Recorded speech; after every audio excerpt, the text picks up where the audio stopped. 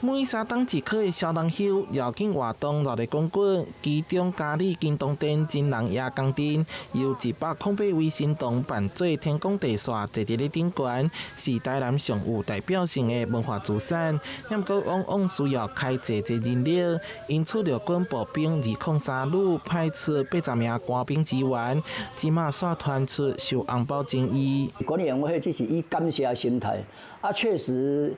發生這款代志，阮感覺嘛有夠抱歉呀，因為敢倒下手，結果造成他們軍中的困擾。我們真的只有一句話，就是抱歉啊，那好啊，所以講絕對沒有說像外面所講的這樣子啦。滅方的心意互誤解，總幹事出面回釋咧。經過了解，滅方為了答謝國軍辛勞，予每一位參與的士官兵一人2000塊紅包。不過當時有官兵不滿，認為同款參與活動的學生是提3000塊，因此質疑這1000塊是向長官暗崁，向外界爆料。不過來報證時，長官並無做這件代志，而且當時有幹部要求袂當收紅包，依照定數請示旅長。旅長認為士官兵辛苦參與活動，同意收紅包，不過已經違反國防部規定。蠻冤枉的啦，因為其實如果是加菜金，這應該也是他們應